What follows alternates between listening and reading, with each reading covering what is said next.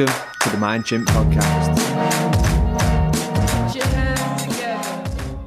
Hey Jacob, welcome to the Mind Chimp podcast. How are we doing? I'm doing well. Thanks for having me. No, but the pleasure is all mine. So I guess, Jacob, let's get into it. Usually I ask my guests when they join the show kind of what their logline would be and kind of what summarizes them. What would your logline be? My logline? Yeah.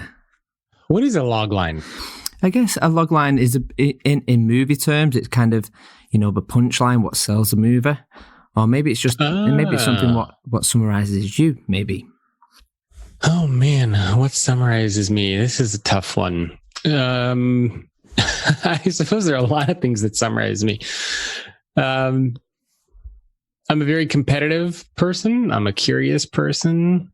But I'm also somebody that likes to have a lot of fun and enjoy life. And I'd also say I'm a family person. So I love just hanging out with my wife, our dogs, our 2.5-year-old. So I know it's probably not like a nice,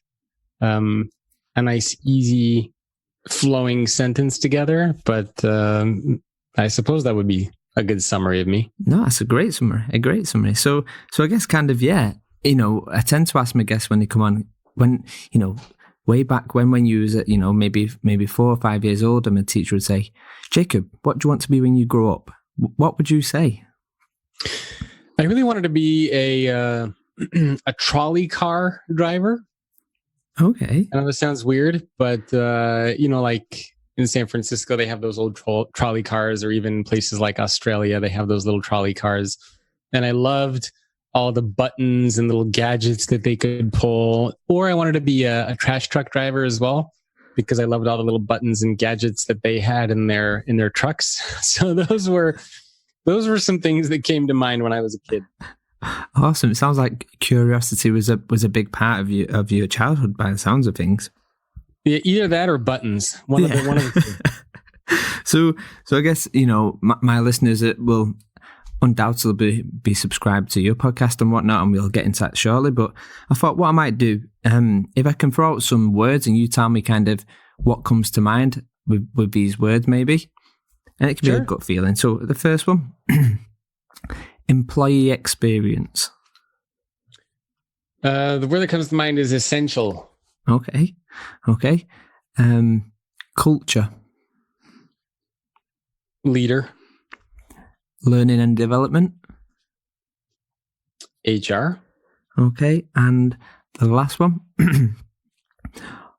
hierarchy.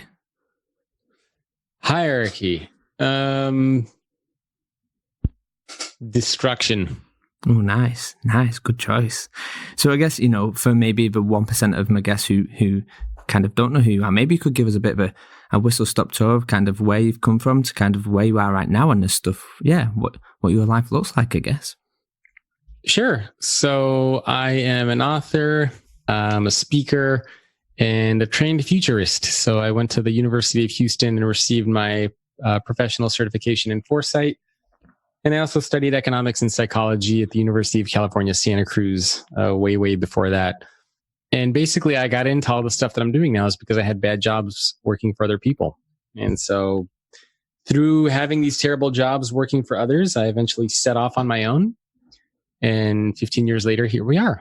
And right now, a lot of what I do is focus on trying to get organizations and leaders who run those organizations to basically create environments where employees actually want to show up to work. And I do that through courses that I have, through Future of Work University. I do that through speaking, through workshops. And I try to create as much free content as I can in the form of podcasts, videos, etc. So that's pretty much what I'm focusing on. And I have a new book that I'm working on as well. Oh, nice. Okay. Oh, nice. But maybe touch upon that in a sec. But so I guess kind of, when it comes to kind of attracting new talent within the business, and I think when it comes to kind of interview stages, we tend to ask our people, show us the best self and show us all the stuff you've achieved. And actually, I think one of the better questions we should ask when trying to, when it comes to interview stages is actually what does your failure resume look like? what's been the biggest thing what you failed in, which actually maybe later on down the line has been the biggest success. So I guess with that in mind, if I was to say to you, Jacob, what does your past failure resume look like? What's the one thing what kind of jumps out to you? Probably the biggest failure was a startup that I once tried to have in the Bay Area.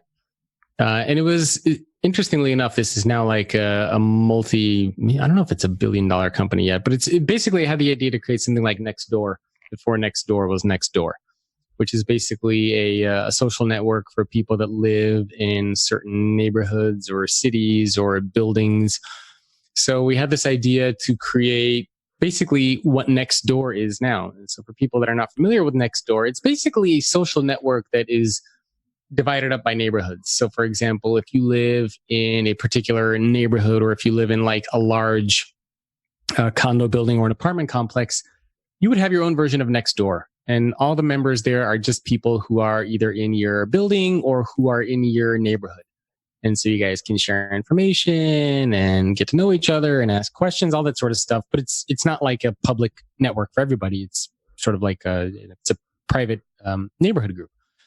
So we had the idea to do something like that. And, we were even close to raising money at the time. And it was just a disaster. It didn't work out well. So I'd say that was probably the biggest failure. Oh, nice. Okay. So it's interesting. I think, I've been lucky to work with a startup a couple of times in my career. And I think, when we look at how quick and how easy startups get this employee experience, and because obviously, a lot of times they're smaller, right? And they're not like these giant orgs as such. But if I was to say to you, what's the one thing when it comes to kind of standing out, and maybe from the employee experience, kind of what's one thing what jumps out, what you would, if you could, lift and shift from a startup and drop straight into one of these big corporate environments? What's the one thing what you try to do? Put people in positions of power who care. So make sure that the people who are leading the companies are the ones who genuinely care about this concept of employee experience, who believe in it, who are willing to invest in it. That'd probably be the number one thing I can think of. All right. Okay. So I guess kind of, maybe we could get into the book and the podcast. So I think the most recent book, well, the one which I read most recently is the Employee Experience Advantage. So yep. I mean, why the book? Kind of where did that urge come from, and how was it writing? Because that would be your second book or your third book, I think, second maybe. So how? Yeah. So I mean, the reason why I wrote that book is basically because I noticed that a lot of companies were investing in something known as employee engagement. And I started to look at a lot of the data and the research behind it, and noticed that even though companies are investing a lot of time and money and resources into this, the scores collectively are not going anywhere. And I thought, well, that's interesting. How could that be the case, where we're investing so much time and money and energy into something, yet the scores are not moving? And so I started to dig into this a little bit further. And that's when I noticed that this concept of employee engagement, although it's been around for decades, companies never really did much with it. They really just invest in perks and benefits and kind of the facade aspects of work, but they never actually change the core workplace practices or what it's like to be a part of those organizations. And so I became really interested in that, and I started doing research on this and interviewing a lot of executives and going through business articles, and realized that there are really three things that control how engaged employees are at work. And that's culture, technology, and space, physical space. And again, through more research, through interviewing a lot of executives and finding out what the top companies are doing, and I looked at 252 of them, I realized that the deeper investments are in these three areas, and that became what I call employee experience: culture times technology times physical space. So it's basically how to actually make, not change the facade. I use the analogy of a car. It's the difference between changing the paint of a car versus changing the engine. And this idea of employee experience is changing the engine of the car. Okay. So I guess, it's interesting when we talk about employee experience, and my background kind of is experience design. And I think one of the things which, well, yeah, I think it's a few things. I kind of call it the little big things, what matter. You know, and it's interesting. I guess I was listening to IDO, you know, your podcast with Tim, I think it was, and kind of it's interesting this design of this experience, and I guess kind of coming from that, where do you see the future of this employee experience going? Because, you know, I think in some orgs it's kind of very this process, this non-organic, this very system-driven process, and then you've probably got the other end of the spectrum where it's this organic and ebbs and flows with the business. So kind of where do you see the future of employee experience going? Definitely still early stages now. I think companies are just trying to grasp what this is now, and you know, we're starting to see these new job titles emerge, and a lot of companies focus and invest on employee experience. But I think this is the basically the next big battleground for organizations around the world who want to create great places for employees to show up. So if you want to create a company that is able to attract the best people, or attract and retain the best people, if you want to create a company where employees actually want to show up, then this concept of employee experience is an absolute essential and necessity for you. But I don't think it's ever going to go away, because culture, technology, and space are always things that are going to be relevant to your company. So I think the experience of your organization, it'll probably change over time as you get new technologies, as new trends emerge. But I believe these three environments will remain relatively consistent, at least for the foreseeable future. So as far as where I see it going, I think those three environments will stay the same. But I think we're just going to see, hopefully, more investment, more emphasis on it. We're seeing new job titles emerge focused on employee experience. And so I think, hopefully, we will eventually see more organizations where employees genuinely want to be a part of the company. Cool. So it's interesting when we talk about kind of the people within the company, and one of the things, you know, a quick Google search on AI and you get lots and lots of articles, people, you know, fear and whatnot. But how do you think, maybe it's schools, colleges, whatnot, how do you think they should address this thing of kind of engineering the child's mind in school to kind of get the head round the fact of, you know, in theory, the upskilling themselves for jobs what don't even exist yet? What do you think schools could be doing? Maybe colleges, schools, to kind of get people primed for that? Well, I think a lot of schools are really good at trying to help people prepare for tests, right? So, I mean, that's really what school is, what all schools are or have been. It's really just about trying to get people to prepare and know what's going to be on the test. I mean, I'm thinking back to my college days, and even when I was in middle school or high school, everything you did was just about making sure you pass the final, making sure you pass the quizzes that are there. That's how you are evaluated. It's basically, do you pass the tests? And unfortunately, in the business world or in the real world, that's not quite how things work. It's not about passing the tests. And so I think what we need to do inside of educational institutions is instead teach employees how to think, teach students how to think, teach students how to learn new things, put them in uncomfortable and new situations and see what happens. I mean, we need to teach them how to essentially learn and grow and develop instead of trying to figure out how to pass what's on the test. And that is a change that I think is essential, yet also one that we haven't really seen companies do. So I guess kind of, and I'm probably going way ahead here in the future, but, you know, I mean, what's your take on kind of, do you think there's any way, you know, with the whole fear of AI and, you know, the uprising, I guess, what's your take on this kind of, this universal basic income? Do you even think there's any way in the future that we can avoid that, given, you know, the amount of pace of change, what's happening? So specifically around universal basic income? Yeah. You know, it's an interesting concept, but I don't think that alone is going to be a solution for anything.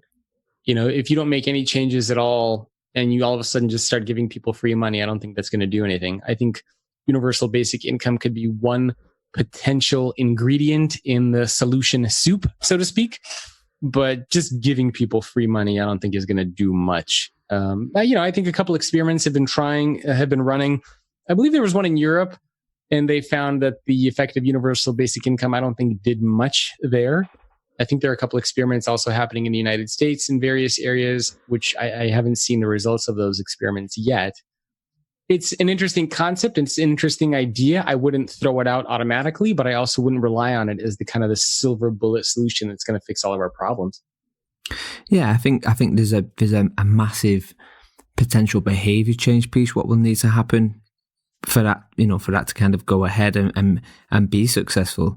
And I think we see that a lot. Kind of, so my world looks like in organizational design and L&D and learning development. But I think, one of the biggest things we try to do is kind of not change that behavior, but allow that behavior to change organically. But I think when you look at something like, this universal basic income, there's so much pieces to that puzzle that it seems like it's a beast all by itself. And like you say, one what potentially on its own won't survive, I guess. Yeah, I mean, it's remains to be seen what the ultimate solutions are going to be going forward. I think it's definitely, as far as universal basic income goes, an interesting concept. But I think we also still need to focus on reskilling and upskilling. I think we still need to focus on this idea of employee experience in organizations. I think we still need to focus on changing the way that we educate students in schools. I mean, there are a lot of components that we need to focus on. Yeah, definitely. So when it comes kind of back to your book, I guess, when, given I've never written a book, but, I know a couple of authors and I kind of always ask them this question, and actually I kind of like to see where you would take this. So obviously, the book's near and dear to you, but which of the chapters within the employee experience advantage, which one was your most favorite? I guess, which chapter really stands out for you? Oh man, that's a hard question. There's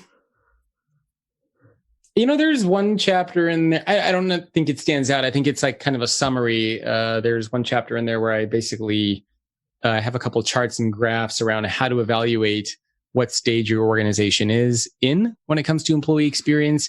And so that chapter is probably a good summary overview of what employee experience is. And it's a simple way to evaluate yourself. So it's probably a very helpful and easy one for people to read.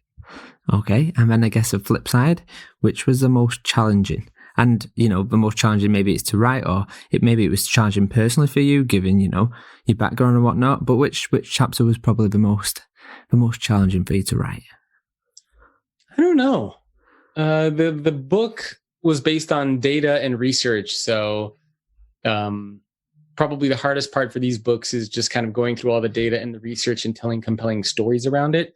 But I don't think there are necessarily any chapters that are harder to write than others. I mean, at least not for me.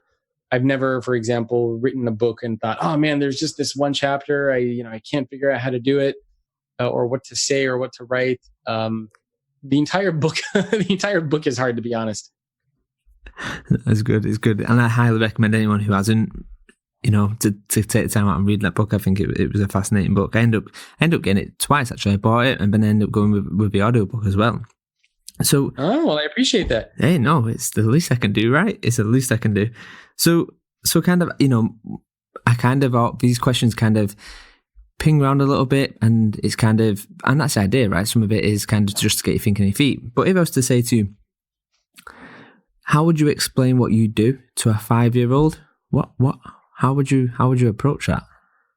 Well, I have a 3-year-old. Okay. And so, not quite a 5-year-old. But interestingly, because my wife does a lot of the same stuff that I do, but she focuses on customer experience. So, I mean, the way that I explain what I do to a 5-year-old is basically I go talk to a lot of people to make their organizations and their people happy. Okay. That's brilliant. Simple enough. Yes, no, simple is often the best way. So kind of going back to this childhood and kind of taking you back to yours, I guess. Can you remember the first time you ever got in trouble? And if so, can you remember that experience? At school, yeah, I think I accidentally flipped off a teacher. Okay. Or maybe it was on purpose. I don't remember. This was an elementary school. And I flipped off a teacher, and I think she saw me and put me in the corner. Nice. I think it's fascinating how, you know, our experiences shape our recall, and you know, fundamentally is a reason why we can remember our favourite teacher's name or the bully's name. And it's interesting how quick we can kind of go back there. And, you know, a lot of what I talk about within experience design is kind of that recall. So it's interesting to kind of see how far back you can go with kind of a memory like that. So yeah. I think that's the first one. I mean, maybe if I noodle on it for a little bit more, something else will pop into mind. But yeah, that one stands out. No, it's fine. That's fine. So if I was to say to you, kind of, what's a free? Yeah, let's go with free. Who's the three main people who, you know, you reckon my listeners should be following, and excluding you, but who do you recommend everyone should be following on kind of, yeah, on LinkedIn or Twitter or Facebook or whatnot? You know, I have no idea, because I personally don't follow much. Okay. You know, a lot of people always ask me, what books do you read? What podcast do you listen to? None. I mean, I try. My greatest source of information or inspiration is just from talking to people and speaking at events. You know, I have a podcast, and so I get a chance to speak to a lot of great business leaders. And when I speak at conferences or when I work on books, I get a chance to do research and interview people. So that's where I get a lot of my ideas and information from. I might read a couple of books as research for a book that I'm working on. But if I'm not writing a book, I'm honestly not really listening to podcasts. I'm not reading any other books. I spend my free time doing like chess puzzles and playing chess or hanging out with family or doing other stuff. But honestly, I have no idea. I don't really follow other people out there. Nothing wrong with that, right? There's nothing wrong with that. So then I think you've kind of already alluded to it a little bit, but, you know, I'm assuming, and maybe the follow-up question is actually this, but what does a day in the life of Jacob look like? Oh man, it's different every day because I have a home office, so I have my own schedule. I don't do meetings on Mondays, Wednesdays, or Fridays, so all of my meetings are done on Tuesdays and Thursdays. I only check email and social media once at 4:00 on each day. So I'm not stuck in front of my computer or social media all day. And right now, at least for the past few months, most of my time has been either writing the new book that I'm working on. It's been doing research for the book. It's been on phone calls with CEOs who I'm interviewing for the book, or it's been traveling to speak at conferences or preparing for a conference or a talk, or doing my own podcast or creating content in the form of videos or articles or whatnot. But it's different each day. So there's no template. You know, occasionally I'll go out to lunch with somebody. I go to the gym every morning. I do Orange Theory. I'm usually up around 6:30 or 7 each day. And then my mornings usually start out by breakfast. I do stretching in the morning, take daughter to school at around 8:00. My wife walks the dogs. She's up far earlier than me. She's up at like 5:30 or 6. And then we do our Orange Theory class, gym, from around 9 to 10, walk the dogs. And then my work day actually doesn't begin until around 11 a.m. So probably much later than most. And yeah, from there, I'm just doing a variety of different projects. And then, I usually try to stop working between 5:30, 6. But then after that, depending on what I have going on, you might do a little bit more work later. But I try not to. My wife and I in the evenings, we usually like to watch a show.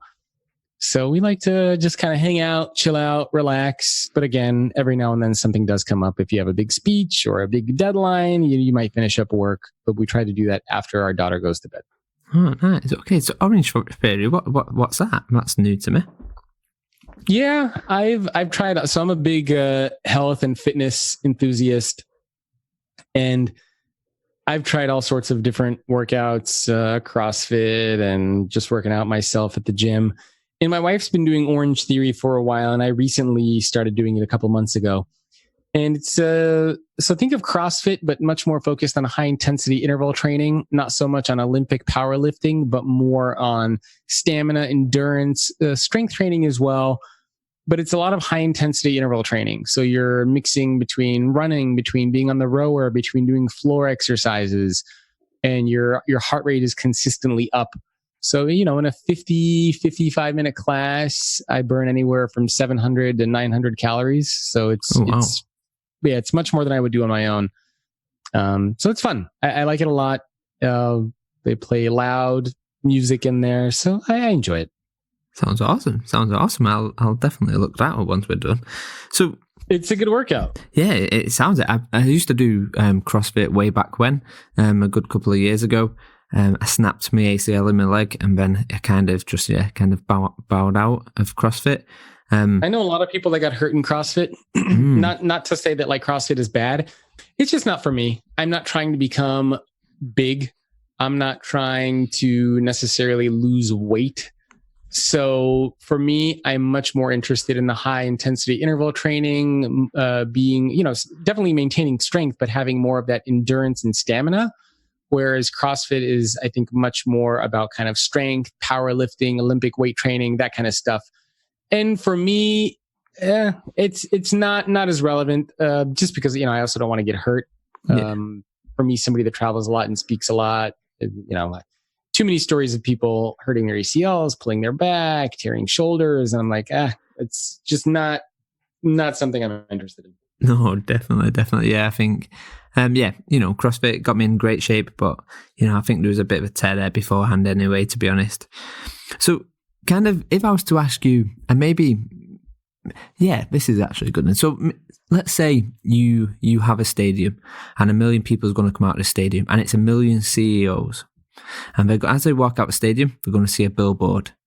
What message would you put on that billboard to shape 1 million CEOs' minds? It would say probably something like, your job is to help make other people more successful than you. Okay. Or something along the lines of purpose and impact and meaning, and kind of creating something that lives and extends beyond the CEO themselves. So, creating a legacy of a great company or something like that. I don't know exactly how I would phrase it, but if I had to pick a billboard, the first kind of phrase that comes to mind is help make other people more successful than you. I love that. I guess kind of just going back to kind of, with your experience and whatnot, what companies really stand out to you who are really nailing kind of employee experience? Which ones kind of jump out? And I guess, it's hard because you've seen many, but maybe, what 2 or 3 jump out to you for really, really getting this? Which companies? Yeah, which companies, yeah. There are a few. I think Cisco's doing a good job. I think Accenture is doing a good job. And these are all organizations that, they focus a lot on having the right leaders in positions of power. They create spaces where employees want to show up. They make sure that employees have access to great technologies to do their jobs on a regular basis. They focus on health and wellness and well-being programs. They have diversity and inclusion efforts. They just go above and beyond to really remove stress from the lives of employees and to just make it so that they want to be a part of the company. It doesn't mean they're perfect, right? Every company has their problems. And I don't think there's such thing as a perfect company, but I really like that these organizations have, really taken these initiatives seriously, and they've made changes. They made really significant changes to how the company operates. Everything from getting rid of performance reviews and annual engagement surveys and replacing it with real-time check-ins. They make genuine, considerable changes to how the company operates. Awesome. So I kind of, when it comes to this, looking on kind of my past history, I think there's certain companies that stand out because they just have some values and behaviours, and they pin them up on a wall and they expect that to be the thing. But what's your take on kind of values and behaviours within the culture of a business? What's your take on that? So what specific aspect are you looking for the culture? Well, I guess the way I see values and behaviors used in the past is we have these values and behaviors and we go, okay, these values and behaviors, they're going to align all the employee life cycle. It's going to hit every single touch point of that life cycle. But fundamentally, what ends up happening is we put a list of 5 values or behaviors up on a big billboard, and we put them up on a wall in the business. And then, I think for me, the values and behaviors, there's so much nuance in just one value, never mind 5. And I guess, have you seen values and behaviors succeed in companies, or what's your general take on them? Because me personally, and just speaking about me, I guess, I struggle to see them really kind of come alive in businesses, because obviously the moving parts within a business, and sometimes these values and behaviors tend to be really static and rigid, and they don't really seem to flow with the people within the business. Yeah, I always, whenever I speak at conferences, I always ask the attendees to share what some of their values are. And somebody always raises their hand and they say things like trust and value and cooperation. And then I always ask the audience, does anybody else have the same values? And you see a lot of people raise their hands. So there are a lot of companies that have the exact same values: trust, collaboration, fun, integrity, transparency, blah, blah, blah, blah, blah. The list goes on. And so my belief is that the values in an organization aren't unique to a company. There are a lot of companies that have the same values, but what is unique is how the values come to life. So I'm a big believer, not in the values of the company, but in how the values manifest themselves. Like, I don't care if you tell me what your values are. I don't care if you have them on billboards or you make employees wear t-shirts with what those values are. Those are just words, right? I don't care. But what really makes a difference is if I were to write your values down on a sheet of paper, and if I were to walk around your company, would I genuinely see those things come to life? Do I see trust and collaboration and fun and transparency? If so, then those values are meaningful. But if not, then those values are useless. So that's where the behaviors, I think, really come into play. The behaviors of the leaders and the employees in the company need to align with the values that you say your company has. Otherwise, your values are useless. So I guess kind of when we look at kind of and I'll use employee life cycle. I recently did a post talking about, the term experience design and how it's kind of used interchangeably. And actually, I think experience design needs to come from the top down, so to speak, because really the impact comes from a bottom up of experiences. It needs to be these nano experiences going into these micro, going into these macro experiences. And I think really when you look at an employee life cycle, it's just consistently, it's a flow of moments. It's a flow of kind of the little big things what really matter to that person in that moment. But how many orgs have you seen where rather they look at something like an employee life cycle as moments rather than necessarily just as this system? A couple. I think Adobe is, thinking very much about moments that matter. Cisco does this. I think Accenture does this as well. Microsoft, I think, is thinking about this. But most companies are still so obsessed with the employee life cycle that, and I would say the employee life cycle isn't how an employee thinks about their time with you. It's about how you think about an employee's time with you. And if you were to go up to any employee in your company and say, what stage are you in? They're not going to know what you're talking about. They're probably going to wonder who you are and how you got in the building, and why would you even ask what stage you're in? It's an HR term, and so it's how we in HR like to think of an employee's time with us. But employees think about their time with you in terms of moments, and these can be work-related moments, or they can be personal moments, such as buying a house or having a first kid, or whatever any of those personal moments might be. So I think it's crucial for us to understand those moments that matter in the lives of our employees. And part of it means that you need to understand your employees not just as workers, but as individuals. And that's something that a lot of companies are having a hard time trying to figure out. So I guess when we talk about our employees, and a lot of the times it's kind of about, I think it was when we was talking with Ideal, one of their values was kind of, do you upvote other people? On your podcast recently, it was saying about one of ours is actually upvoting and making the team achieve. And we talk about this thing of, liking the people around us, I guess. But maybe this is a bit of a deep one, and go as deep or as light as you want with this one, Jacob. But Do you even like yourself? I do. I don't think I'm perfect, but I do like myself. I work on different things. My wife is always encouraging me to work on different things, but I do like myself. I think if I didn't like myself, it would be very hard to do what I'm doing. It would be very hard to write. It would be hard to speak. It would be hard to do podcasts or videos or to put myself out there. Again, I don't think I'm perfect. I think I have a lot of things I need to work on, but I do like myself. I think I'm a good person. I think I am a good husband or decent husband. I think my wife would say I'm a good husband, good dad. So, I work on things. I try to be present. I try to be in the moment. I try to give time and attention to the people that I'm with. I really try to focus on those things. I try to practice empathy. I try to work on self-awareness. So I do like myself. That's good. That's good. I think it's kind of that thing of, isn't it? It's that kind of perfect versus good. And I think it's so hard, so hard, that perfect does not exist. And I think it's great to kind of hear, there's elements of you constantly working and changing things. And it's such a good thing to hear. So I kind of just the question what just really popped into mind, actually, thinking about when we got talking about the orgs. And, one of the things which I constantly see within the business now is this kind of the org structure, I guess, and got this thing of going teal and going to a much more teal approach. What's your take on that? Have you seen many companies succeed in this and kind of have this going teal approach, or have you seen it fail more than succeed? Wait, so what was the approach one more time? So it's called going teal.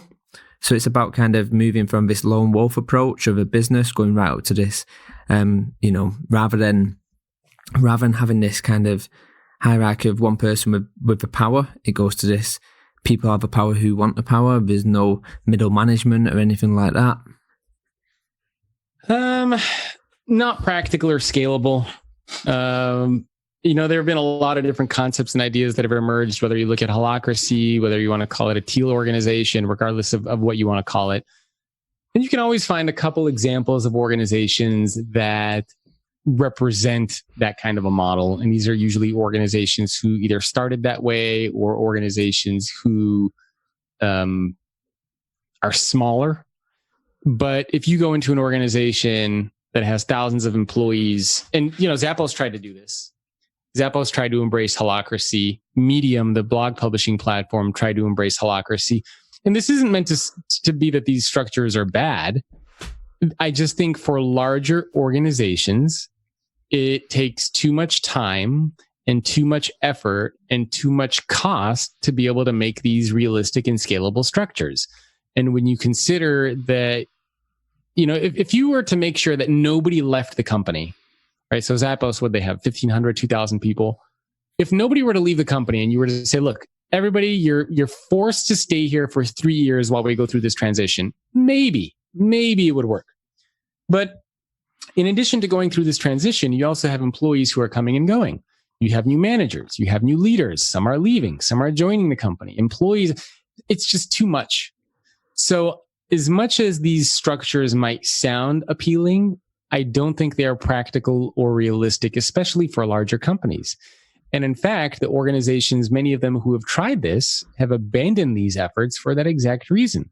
And the reality is that having some structure or some hierarchy isn't bad. I mean, some structure is okay.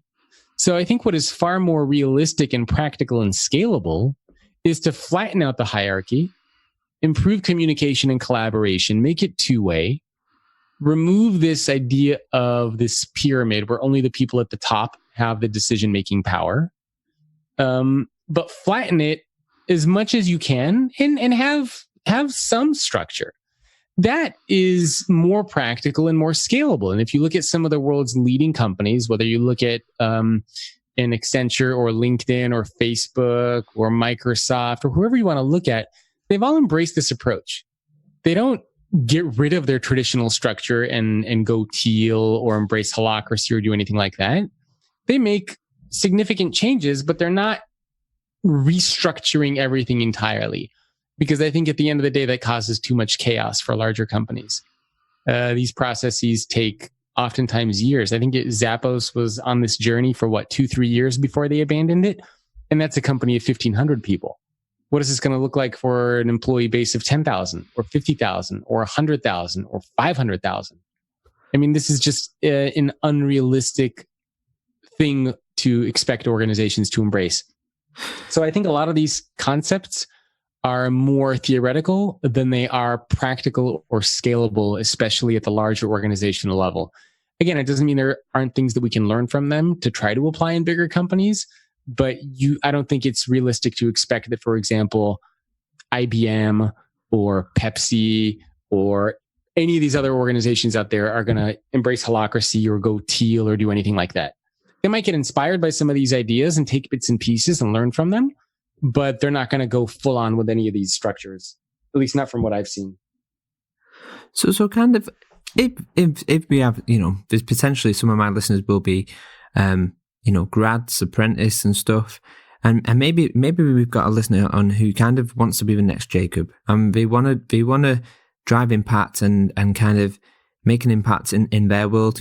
They're the hero in their world. And what 5 tips would you give to someone who kind of wants to either be the next Jacob, or actually maybe it's they're going to make the journey into the employee experience and shaping and designing that?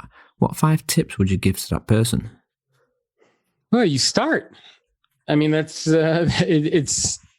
I wish it was complicated or there was like a series of steps. I mean, you start. It's sort of like, how do you learn to become a good swimmer? You jump in the pool. You start moving around. So whether you are looking to become a speaker, whether you're looking to drive employee experience in your company, you start. I mean, you start having these conversations. You start letting people know you're interested in this. Start sharing your ideas. Start building your personal brand around this. And then you find that as you go down this journey, that things will happen. Doors will open. You will be invited into the right conversations and things will move in that right direction. You need to be patient. It took me several years. So if you are willing to accept that it takes that long to build your personal brand, to get known for something, then go on that journey. But if your expectation is that you're going to be doing this for a couple of months or maybe even a year, and all of a sudden you're going to get invited to keynote conferences for thousands of people, you are very sorely mistaken. So it's all about starting. It's all about being patient, making sure that you're consistent, making sure that you are frequent with your message, and making sure that you are doing it in a way that is as visible as possible. Awesome. Sound advice.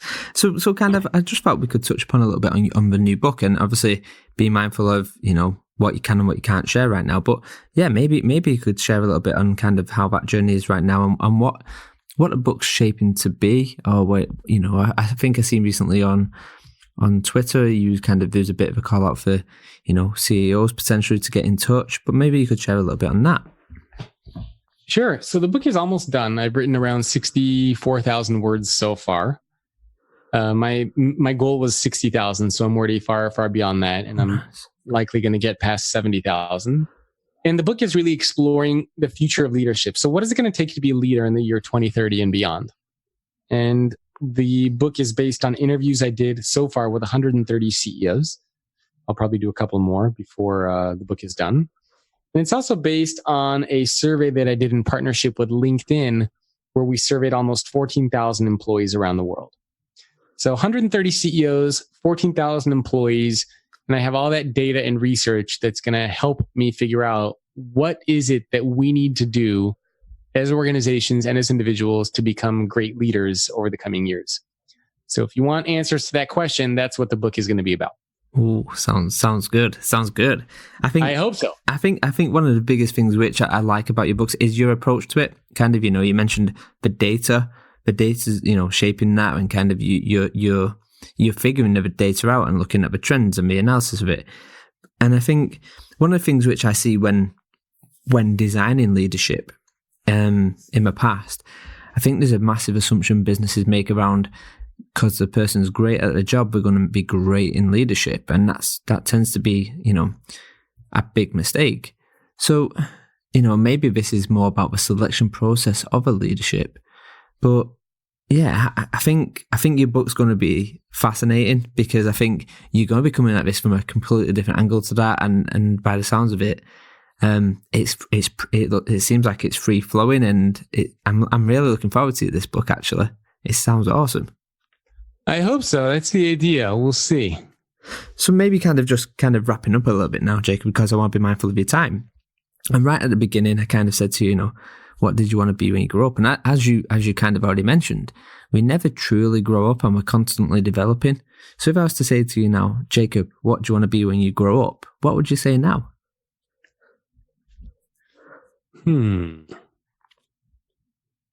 Well, I do enjoy what I'm doing now. I mean, my other goal, my personal goal, is to become a chess master. At least by over the next 3 years. By the time I'm 40, at least, to become a national master in chess. So I always tell Blake, Blake is my wife, that if I were to quit everything that I'm doing and I had $1 billion, I would probably focus all my time on playing racquetball, playing chess, and who knows, maybe even trying to become a DJ one day. So that's nice. Although I've never DJed in my entire life, it just looks fun and I like music. So who knows? But probably chess would be towards the top of my list. Oh, nice. This is a complete off-peak topic, but have you ever tried Brazilian Jiu-Jitsu? I have not, no. And the reason why I say that, it's a random question, but so I kind of really got into that and speaking how he was into CrossFit and stuff, Brazilian Jiu-Jitsu kind of had that same switch for me as playing chess does, kind of that 4 or 5 moves ahead and kind of constantly scanning the horizon and working out the next plays 3 or 4 steps ahead. And there's a great book actually called The Art of Learning. Have you read that at all? Who wrote that one? Off the top of my head, I can't remember. I'll have to look it up when we get off. No, I haven't read it. No. And it's kind of like the talk about Bobby Fischer and the chess kind of protege, so to speak. But yeah, I've to check that out. Yeah, definitely. Okay, so I mean, Jake, where can people kind of stay in touch? Where can we find you? Where can we where can we invest as much time as we can within you and the stuff what you're working on? Thankfully, I'm pretty easy to find. My website is thefutureorganization.com. My email address is jacob@thefutureorganization.com. And for people that are interested in the courses that I create, they can just go to futureofworkuniversity.com. Awesome. Jacob, it was an absolute pleasure. Thank you very much for joining us on the show. Thank you for having me. Enjoy the rest of your day, Jacob. Bye-bye. Thanks. Bye-bye.